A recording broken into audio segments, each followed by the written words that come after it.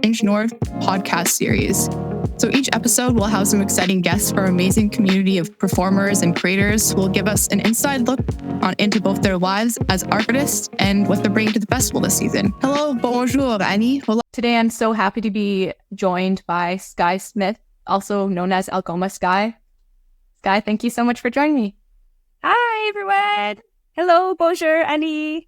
I'm Skye, and my handle is Algoma Skye, like you mentioned. Emelie, thank you. Yeah, thanks for having me. I love these conversations. So, yeah. Well, thanks for joining, and I'm excited to chat with you. So, for the viewers who aren't familiar with your work, how would you describe yourself as an artist, and how would you describe the work that you do? Yeah, so it's taken me a while to figure out what my craft was, and I felt a little bit it took a long time to get here, but I'm a storyteller through dance. So I do mix theater elements in my work, but I tell stories through dance. So I've done, in the past 3 years, I've been a part of the Fringe Festival. My first project was La Nonna et Qui and the Steelworker's Wife. I had worked that number. La Nonna et Qui was a dance I did dedicated to my Nonna, and it was embodying her and the life of a Nonna in a kitchen and how she shows her love through food. So that was my first piece that really, I had this idea and I wanted to do it, and I didn't know what it was yet. Like, I didn't know what I was doing, but it came from the heart. And the Steelworker's Wife was 3 vignettes. So that was a script that I wrote with students at the Northern Arts Academy. And it was 4 vignettes about growing and living in Sault Ste Marie at the steel plant.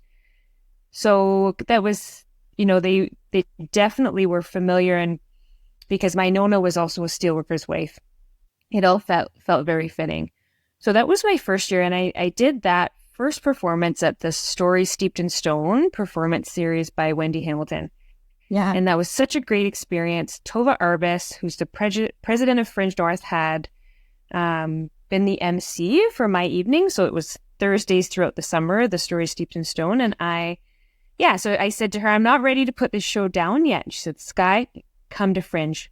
I'll get you in at Fringe. So I did another performance at Fringe North Festival. And I loved being a part of Fringe North. I can't tell viewers yourself how wonderful it felt. And, everyone was, what do you need? How can I help you? It was a really, really great experience. So I knew I wanted to work with Fringe again.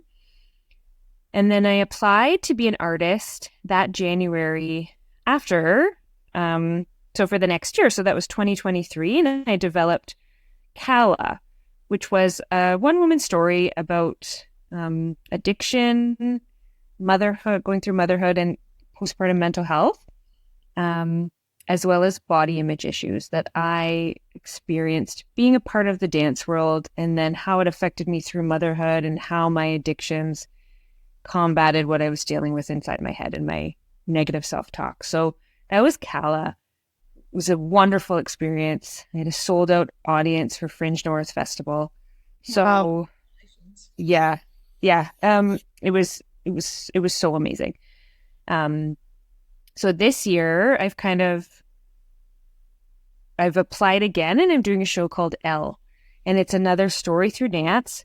This time I'm narrating, and I have a bigger cast, and I feel like I'm building something. It's really cool to see how I've grown, and I just, faced with connecting with more people and adding more people on my team, there's more challenges, but it's very rewarding. And when I'm in rehearsal and when I'm directing, I just feel like it's full body and soul. Like, this is what I should be doing. It's a really cool thing. So I'm excited. I'm in Fringe North this year for 3 performances, hopefully. And come see Elle at Fringe North. Whoever's watching, listening. Yeah.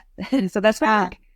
That's awesome. Thank you for highlighting some of your projects. I just wanted to mention that I did watch the Nonna et Qui and the Steelworker's Wife. I watched that performance in Steeped in Stone series, so it was great. It was yeah, I loved how you incorporate the dance and storytelling and with the vignettes and stuff with the actors for the steel worker's wife. Like it was just it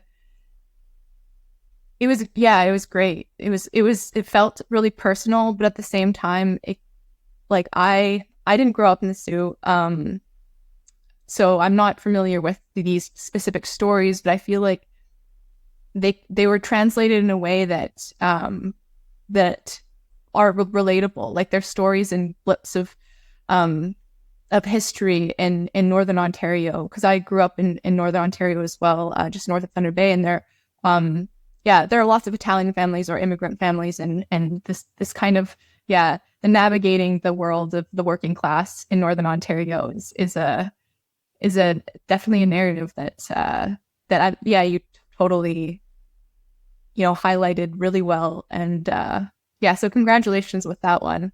Thank you.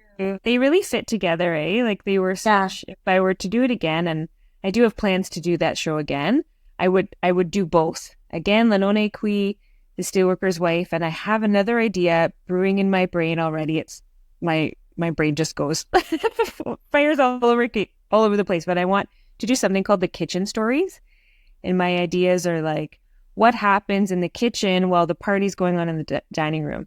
The women are in there, they're talking, they're doing dishes, they're preparing the food. What kind of conversations are going on in there? So that's my next, if I do that again, when I do that again, I want to add on. So it would be Lenone Qui, the steelworker's wife, and then I would have the kitchen stories, which I would be writing maybe for next year's Fringe. We'll see. Yeah. Yeah. That sounds amazing. Yeah. Thank you. I think we can all relate to kitchen stories, at least, definitely for me, and like family gatherings, or just like, hang around the kitchen and like doing dishes and hearing little bits of gossip and stuff. Like it's right, exactly. Or like my cousin's family, they're so wonderful. They would sing together in like 4-part harmony and do the dishes together, and it was lovely. And I thought, and then there would be a couple family members that would like scoff at them and call them the Von Trapp family, and like I could add those kind of elements in, and figure out how to incorporate dance in there too. So that's fine. I know I have to like squash those things down well, just like, because right now I'm like, focus on L and what you need to do for this, because that's just what happens. Yep. Yeah, I get it. But that's great that you don't struggle with the ideas. It's like, it's exciting to always have something kind of popping up. It sounds like that means that you're on the right path. So can you tell me a little bit about Elle, and what you did explain that you have a bigger cast this year, and you're narrating. But what was the inspiration for Elle, and how do you see it kind of coming about and transforming the Fringe North experience? Yeah. So for Calla, I did 3 different dances, and there, I think it's a growth from that show. I had a friend of mine, Josh Norling, compose some of the music for Calla. This year, he's done all of it. So he's done 4 separate, and with my direction, it kind of said, can you do this first number 3 minutes long, second number, keep them all 3 minutes, because that's a typical solo or dance number anyway. So he's written 4 out of the inspiration of who Elle is. So when I was in university 15 years ago, I was 21 years old. I wrote a short story in my writer's craft class. So it was with Dr. Elena Bondar. She's since passed, and she the assignment was to rewrite a fairy tale.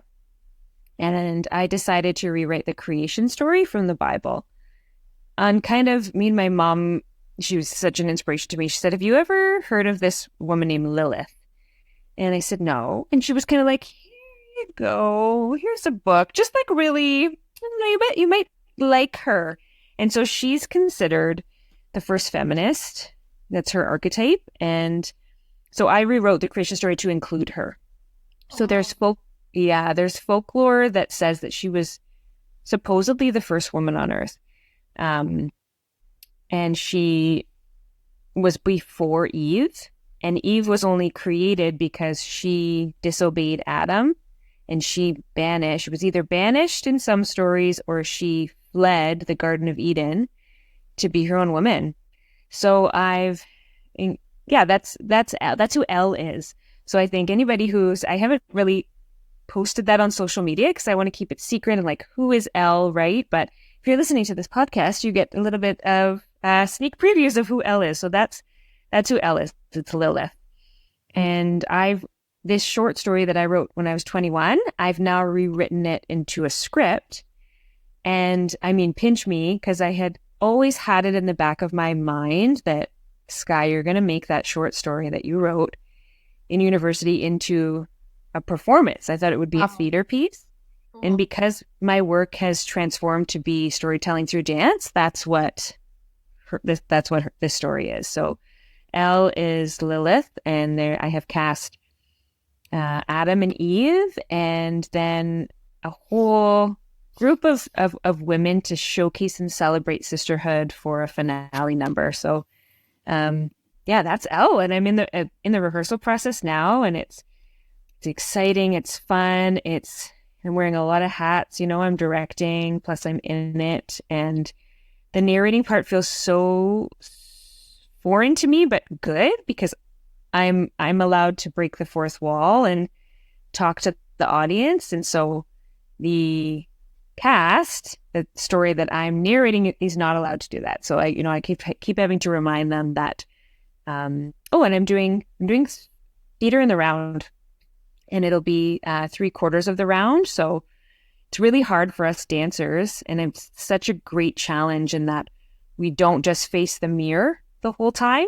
When we're in the dance studio and we're rehearsing, we have to play to all three sides that I'm getting the audience around. So that's been a really cool challenge to overcome for all of us that are dancing. So that's Elle. That's it sounds very interesting. I'm excited to see that come to life at Fringe North this year. So I have so many questions. You touched on a bit of your background. You went to school at Algoma here in the Sault, right? And what were you studying? I studied music. Oh wow. Yeah, triple threat over here. So I was at Sherry Walsh Academy, SWATA, growing up, and I graduated with my teachers in ballet, tap, and jazz. So your typical classic forms of dance. And later in life, I was introduced to contemporary because I took some adult classes. And that's how I began. Oh, and I just love it. It feels really free flowing. It can feel kind of ugly in your movements. And I find it really useful in storytelling and theater because dancers are supposed to look pretty always, right? But in contemporary, you're allowed to be kind of more grounded into the floor and do bigger, bolder movements than opposed to.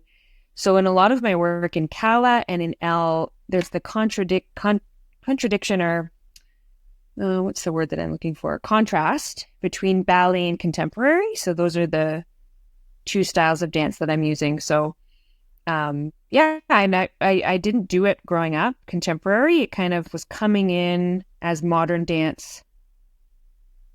It was a little bit different than modern dance, what I learned. And I went to, I did Algoma University, graduated with my music degree in fine arts. And then I went to Sault College as well. So I did the public relations and event management program. It's no longer running, but it was a great 1-year postgraduate program that taught me a lot about how to put on a show, because really it's putting on an event, right? So I'm really thankful for that. And I also figured out how to contact the media and to market my show and, a little bit about social media and how to use it in a way that was good for what I'm doing. So I grasp often to the skills that I learned in the PEM program as well.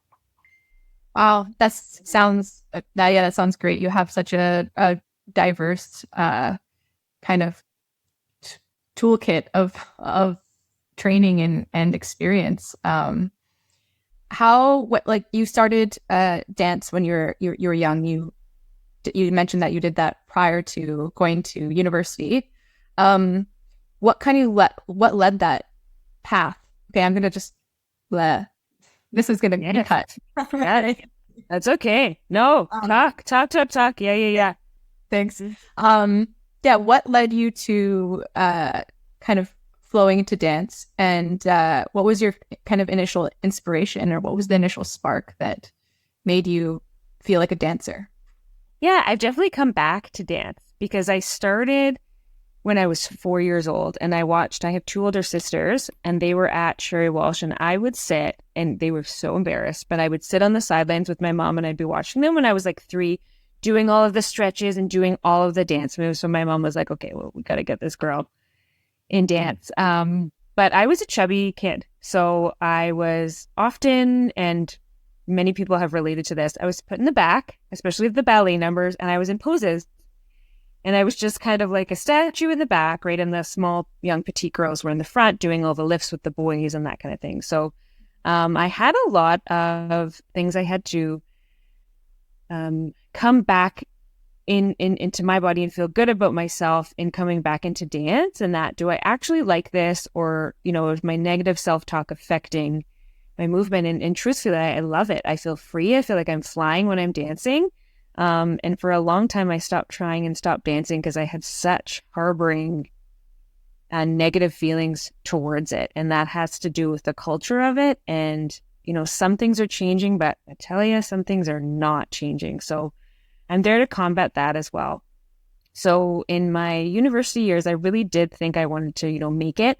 So that's why I actually applied to theater schools. I auditioned for one. Didn't audition for the other one. I didn't get in, and I didn't go away for theater school, although I really wanted to. So I stayed at Algoma. I applied for Algoma because I didn't get in, and I took the music program because there was no theater program at the time, although I did any theater class that I could. I did musical theater, and there was theater class, I think, in my first year, and I did a really cool Greek dramedy. I was the lead in that. Yeah. It's all swimming in my brain because it's all the same time that I was writing. I wrote, I called it the Book of Calla when I rewrote the fairy tale. So it all went at the same time. So the show that I was in university was called The Love of the Nightingale.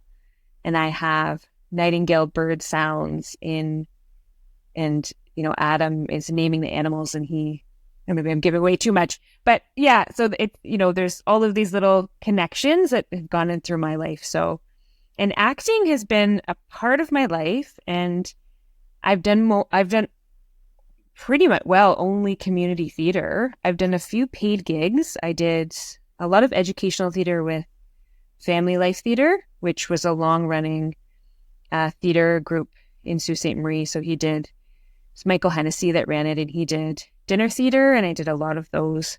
And he also did this educational theater, which he would tour Northern Ontario, and it was all social issues of concern. And they did really, really inspiring work.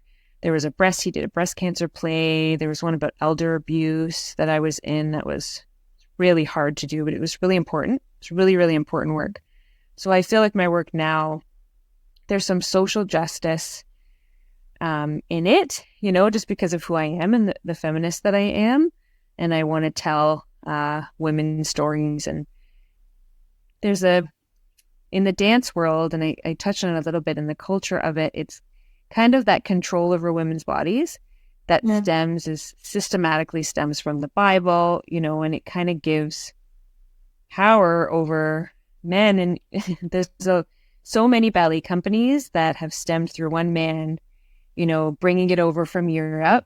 And they're, the most famous ballet company in Toronto was a man that came over from Europe to showcase this kind of ballet. And he really did have control over their bodies and how they looked and what he wanted from them. I've done some research in it, and, the things that were horribly done, like women that got pregnant, that were banished from the dance world and that kind of thing. It's wild. It's not all dance, and I do really love ballet. So, I'm thankful that I now do a really great adult ballet class with Rosemary at Elite Dance Force that I've really been able to fully immerse myself in again, because I can see it through her. Like she loves it so much, and she has quite a story too. And I'm lucky she's in Elle. She's one of the women in the finale number, and my goodness, she's 70 years old. And let me tell you, she has more turnout, more flexibility, more stamina than I do. She's amazing, and I'm so lucky to have her. So, so I think I've come back to dance after healing from my upbringing in it. Yeah, that's it sounds like really important work, and yeah, there's just such a vulnerability, but also like critical and social issues that I think it sounds like a lot of people can probably relate to. I've never been in dance, but I've had a friend that was in dance, and I'm aware of that culture. And yeah, I know she had a hard time with similar things. So yeah, it sounds like really important work, and it's really cool that you're also bringing yourself into it as well. Like, it's not just like this overarching lens that you're like critiquing the institution, but you're bringing it through like a personal story, which sounds really powerful. And yeah, I guess I want to talk about a lot of things. I want to talk about your teaching experience and stuff like that as well. But first, kind of leading to that, and I don't want to put words in your mouth, but it seems as though with vulnerability and creativity, there are sometimes challenges. Like, it's just like how to navigate that. Have you experienced any like pushback either from like the outside, from society, or from, producers, or, folks, or yourself? Like, have you had to overcome, it sounds like you've had to overcome some stuff with dance, but I think I'm thinking a bit more on like a day-to-day, like creative practice. Like, yeah, what are some of the challenges that you face? And it doesn't have to be really emotional. Like, you don't have to go there necessarily, but it can. Yeah. Did I make a face? I was like, oh, no, she's like, I don't know if you want to share this. I don't want to put you on the spot in that way, but it could also be like technical stuff too. Do you know what I mean? Immerse yourself into the arts at Fringe North Festival in Sault Ste Marie. Enjoy theater, music, multi-arts adventures like no other, interactive kids activities in a beautiful historic city with nature at your fingertips and multicultural cuisine. Come join us. Plan your visit this August.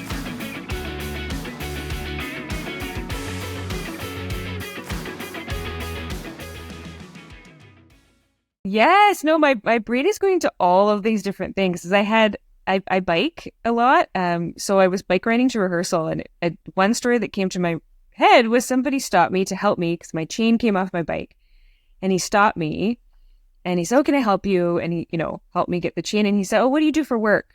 And because we just got into a conversation with your name and this and that.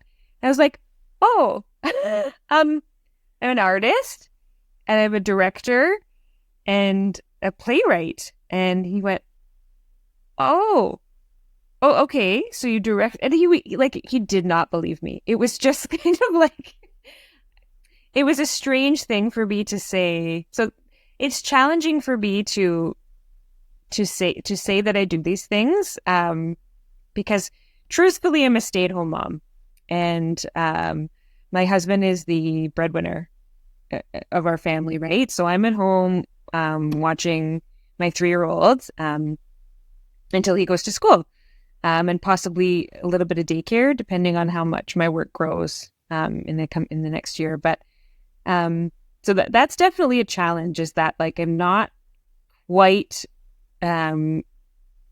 making money at this yet, enough to be sustainable and living off of it. So I'm really, really lucky in that way that I get to do this. And you mentioned a little bit about my teaching. So I taught dance throughout university. That was my part-time job, amongst many other things. And then I taught at a really wonderful music school called Northern Arts Academy. And me and Aggie McCarthy, we developed this program called the Triple Threat Program. So she taught the singing, the voice, and she taught me as well in university. And I taught the acting and the dance portion of it. And a couple of years ago, I left that job, and I just knew that, you know, it was heartbreaking for both of us, but I knew I needed to end that chapter if I wanted to continue to do what I'm doing now. Oh, it was so hard because I loved the job, but I needed to be a little bit selfish, and it was really hard to leave my students, and I couldn't really explain to them that, you know, like I'm a mom, I'm a stay-at-home mom, and my family's taking up a lot of my space right now, which it should, and I'm really happy to do that as well. But I needed something for me that was totally mine. So, I left that, and that was because that was a really tough year. I had a 1-year-old, and I was doing a lot of different side gigs, and through a lot of inner work and therapy and things, I realized I was working a lot for other people and not working for myself. Yeah. So, yeah, that was the challenge that I faced. And I had somebody come up to me, a girlfriend, that said, you know, oh, Skye, I have to admit that like all of your social media is making me really jealous. You know, I wish I had that time to do what you're doing. Like, I just want to get into a show again. I want to rehearse. And I said, you know, I've made considerable changes in the last few years to be able to make that happen. So, and she's got 2 young kids too. So that was another challenge that I think I've overcome. And then I just had to focus on what I'm doing as an artist and actually perform. And I realized through teaching that, you know, you give so much to those students, and I was really supportive, and I loved watching them grow, but I didn't get to perform. And I love performing so much. That's the you know, I get really, really nervous, but man, I love that. I really, really do. So in this work, I get to perform too. And somebody asked me in early developments of Elle, oh, Skye, are you going to just direct this one? And I said, oh, no. I'm going to be on stage because I definitely want the cathartic experience of performing and, you know, getting that high after the show. Because I have directed before and not performed in the show. And it's not for me. It felt hard to watch. And I felt like, oh man, I could critique all of these little things. And, you know, and a lot of directors I know they work with, they're there for rehearsals, and then they're not there for the shows, which I think is probably smart, but it would be really, really hard too. So, yeah, overcoming society's expectations of what I am as a stay-at-home mom and what my job, you know, means as an artist, and and on a very simple thing, you know, if I ever have to fill anything out and it says occupation, I'm like, oh, I don't know. Like, stay-at-home mom plus. It's always just like a strange answer in my head, and then I just end up putting stay-at-home mom. Nobody needs to know, but the rest of it started, right? Yeah. Thank you, Emelie. Like, you're an artist now. Yeah, it's so hard to say, right? I'm not a business owner either, and that's the strange thing about, like, do I make this into a production company? But it's not. I just want to create my own work. That's all that I want to do. Yeah. I like a lot of what you say resonates with me. I don't have any kids, or don't have a family, but I have worked in like community arts for a few years, and also have my own like kind of my own practice too. Like I'm a painter, so I understand that feeling of kind of guilt when you step back and you say no. It's really hard to say no, because it seems as though, you know, artists do wear many hats. Like, in order to keep the arts community going, we need to, you know, advocate for the arts and do either admin stuff or production, or, you know, like put on shows and blah, blah, blah. So yeah, I totally understand that feeling of the hardness of saying no. You know, I haven't been doing it as long as you have. but it's inspiring, honestly, the courage it takes for sure, like to step back. And, you know, I think most people that either know you or most people that see you as an artist will recognize that this is an important decision, right? To stay true to yourself. And I think like there's always opportunity to go back into those spaces. You know, I quit a job because I needed to pursue my work. And I'm here at Fringe North for a seasonal position, so it's not permanent, but I'm back in a world of, you know, where I can contribute a little bit here and there. So it's, you know, like, Yes. But I don't know. I think that's it's really admirable what you're doing, and you're an artist. Yeah. Thank you. Okay, that's all put. That's all put in the little forms that I have to fill up at any time. Artist. Okay. Yeah. That's it. I can't wait to see. So, do you have stuff in Fringe North as well? Like, do you have a display or? No.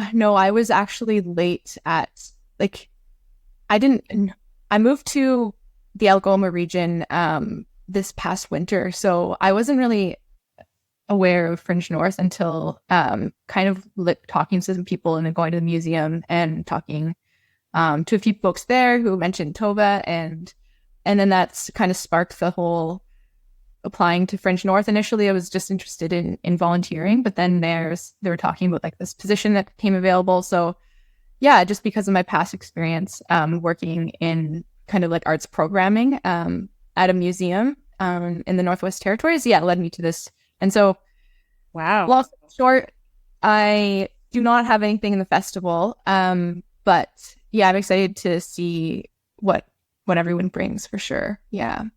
Next year. Wow. Yeah, next year for sure. I'm actually going. It would work out because I am going to school in the fall to do my MFA, so I'll be back for the summer most likely. Yay! That's a Master of Fine Art? Yeah. Oh, wow. That's incredible. We'll see. I don't know. Thanks. I also did, I didn't do a BFA, but it was a Bachelor of Art. It was a specialization in fine art. So, based off of that experience of like your experience of doing a Bachelor of Fine Arts, were you kind of introduced with any challenges with that education? I know it's in music. You did it in music, so it's yes, and I think I'm misremembering. It's just it was a Bachelor of Arts in Music, not Fine Arts. Because Fine Arts is specific to painting, right? No, Fine Arts is just like a BFA can be any of the arts. It's not a Bachelor of Arts, so you don't have to take all the humanities prerequisites of a BA. So I took all the prerequisites. So I definitely learned about rocks and hated every minute of it. Yeah. And I think I did one computer course. I did both intros because I was like, oh my God, I can't. We did a field trip and we stared at rocks and I was like, I don't know what I'm doing here. Although I do love to be, outside in nature. It was just like, oh man, no, this is not for me. So I definitely did the Bachelor of Arts and I had to do all of those like crummy courses. Yeah. So that was it. Was well rounded, apparently. Yeah. Yeah, right? Yeah. Oh man. But I did some really cool, and Aggie was my teacher, was my voice teacher, and she really believed in me. I had a professor who didn't while I was there too, so she was by my side and really helped me through in graduating, So yeah, that was. And, in my early 20s, I was party girl, figuring out my sexuality, figuring out all things, who I was and in my maiden era, So I went to school part-time so that I could work a lot too. And I was living with my parents and then with a boyfriend oh man, what a time. What a time. Experimenting with lots of substances and, doing really risky things that I wouldn't go back, but I don't regret anything. So if I were to do it again, I mean, I passed. So, I got my degree, but man, oh man, I did not know what I wanted to do, and yeah, here I am doing it though. Like I really do have to pinch myself because I had said, "Okay, you're gonna make that short story into a play," and it's happening. So it's a lot of pressure, but it's very exciting. Yeah, congratulations. That's amazing. It's yeah, an odd path, like how life takes us on these kind of ins and outs and stuff. And yeah, and sometimes like intuition or these little bits of, I don't know, this pull, the string that pulls you along, kind of guides you to what you're supposed to be doing. I want to talk a little bit about your creative process. So what does that look like? Yeah, I always find it so interesting to talk to artists and learn about their creative processes. So, oh man, it's so messy. It's so messy. Like but that's kind of just who I am as a person. Like I'm definitely just messy in nature, and I've gotten better at as because I became a mom, and I was like, oh, I need a little bit of structure in my life to like get through the day and get some sleep and take care of myself. But it's very messy. I have notebooks everywhere. I have a notebook on my dresser. I have a notebook on my desk. I have a notebook in my bag, in my purse, just anytime, and I also put notes on my phone. If I think of something, I have Pinterest boards that, I'm saving things that are inspiring me, right? Or I'm Googling and saving pictures, and I have a folder on my phone of all the pictures that are L pictures that I'm, I also have a playlist that if I hear a song, or sometimes like it's music is, ingrained in a part of my life, and that like sometimes I'll wake up and I'll be singing a song in my head because I'm in the creative process. I'm like, oh man, yeah, no, that I need that song. I need to listen to that song. That's helping me through this part of the project. Yeah, so it's messy. It's exciting. I do have a hard time, and I definitely have to sit myself down. And because I'm a mom now too, and I have I need a sitter from this time to this time, and then I'm going to go, or my husband's home because he's shift work. I'm going to bike to the library. Yeah, that's what I did.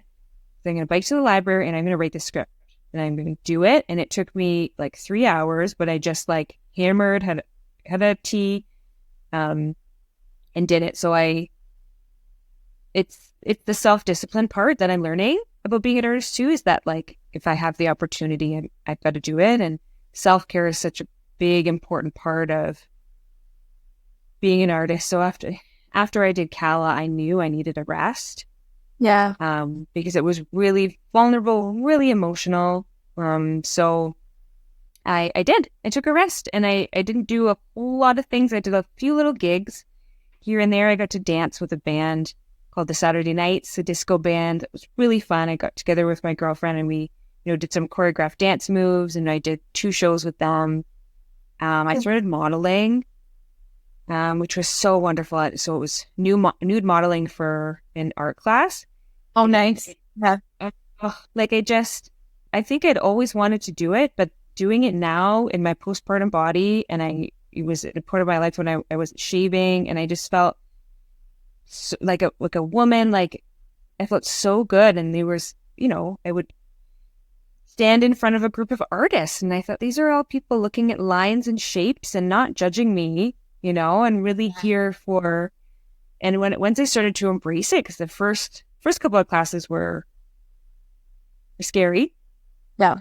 For me, but then once I got into it, it was great. I was doing really cool, like big dynamic dancer poses, and people come up to me afterwards and be like, "Thank you," for some cool, and yeah, it worked my brain in that way. But yeah, so after Cal, I really did about 4-month period where I just did things for fun and relaxed, and kind of came down after the show.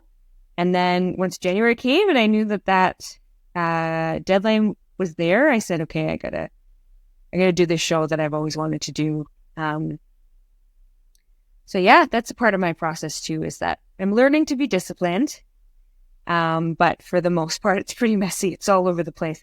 And I just dropped my phone in the toilet by accident. So learning, was a really big learning curve for me, because I realized just how messy my not only my like physical world is, but my online world is very messy, and I need to start paying for some backup things because thankfully they were able to change the screen for me, and my phone is better, and I got it back today. But yeah, I've got to take some time and do some of that admin stuff.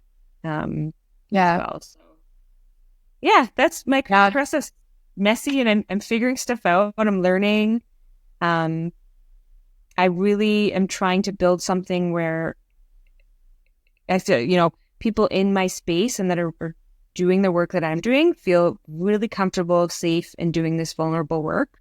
So a part of the process that I've done, and I've worked with Tova Arbus, is she came in to a rehearsal and we did a safe space agreement together. In that, what do we need at rehearsals? What do we need outside of rehearsals? And we agree to it. We acknowledge it we do a check-in with each other, see how we're doing. Then we do our safe space agreement and make sure everybody's okay with this stuff, because the rehearsals have been really hard in the sense that I don't want anybody, like I did in Calla, I took a lot of stuff home, and I even took the character with me after it was done. And I had a really great conversation with a cousin of mine who said, Skye, you can't be in fight mode anymore. You got to relax a little bit. And because Calla was this really powerful, angry, and battered woman, that went through. I had some experiences in what I was trying to tell, but a lot of what Calla was what my fears were, and I just put them on stage. And then if I keep on this path and let the dark side in a lot, this is what's going to happen to me. So, yeah, I would say it's messy, but I'm learning how to be a little more organized. Yeah, thank you so much for sharing. I think I know so many artists that are also like messy, and like the whole phone thing, like that's me too. Like I need to figure out my 4,000 unread emails on my phone for like. Oh my God, me too. I know. I mean, I know for like subscriptions, but at the same time, it's just like unsubscribe. Right? Yeah.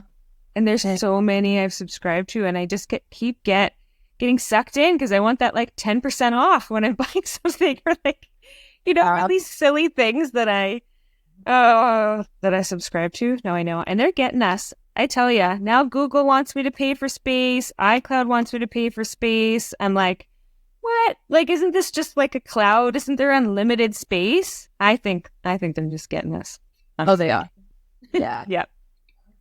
Yeah. But it's really interesting to hear that your process, it sounds like it's like inspired by music, writing, and the visual as well, and movement. It's just like, so yeah, it sounds like it reflects really who you are as an artist and your experience. Before we wrap things up, I tend to ask this question. And this time I want to ask it in two parts. What is the best piece of advice that you have been given? And after that, what is the advice that you would impart, some wisdom that you'd impart on to young, or not necessarily young artists, but any artist that's willing to go after their dream and to take a shot at making something? Yeah, easy. I think the best advice I was given, and it wasn't given by somebody specific, but it's the age-old, write about what you know. Yeah. Right? Like, don't try to get another territory.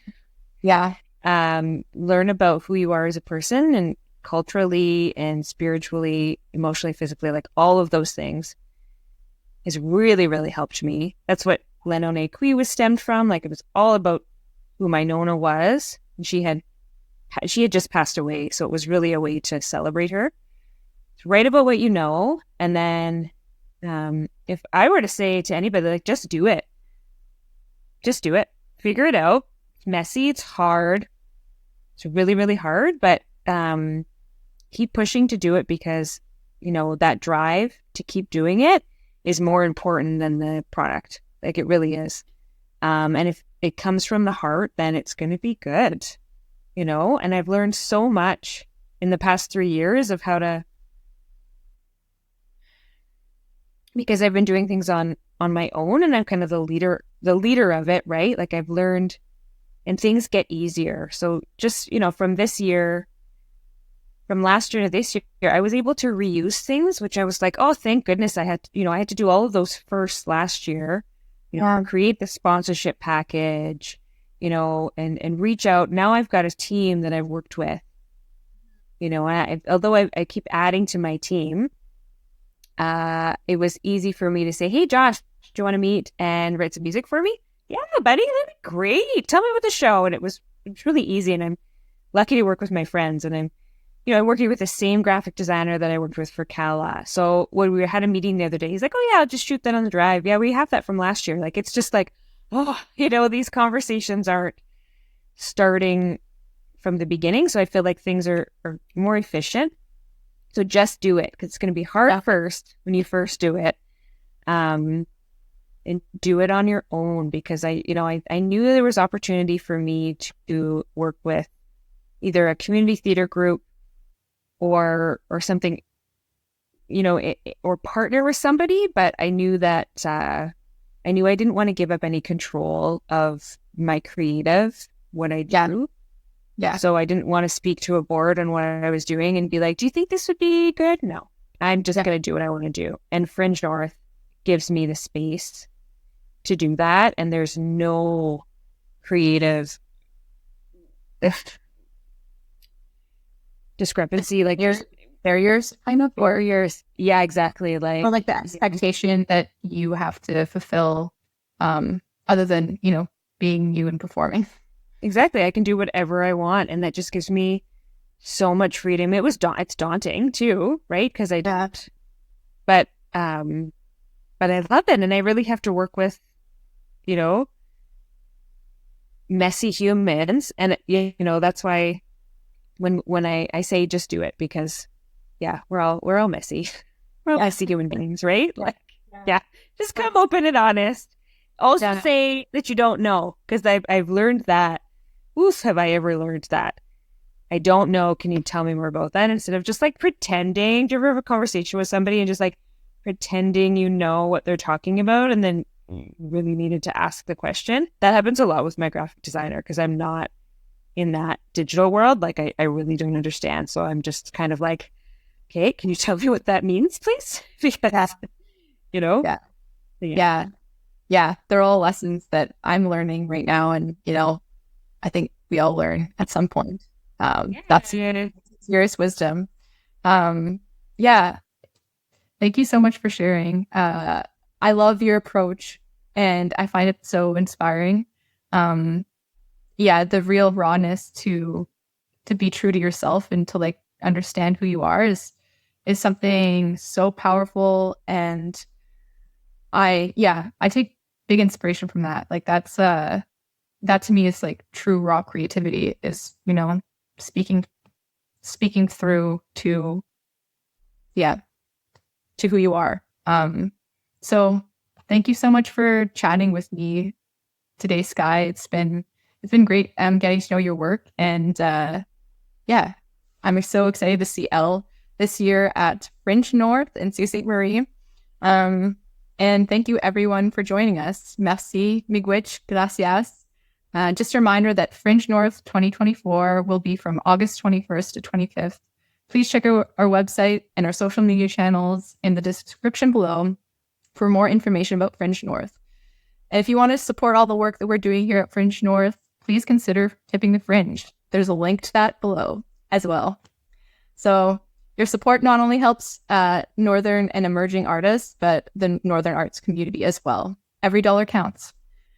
So next week we'll be back with another episode, and we can't wait to see you then. Thanks again, Skye. Thank you. Thanks for having me. What a great conversation. Hooray there.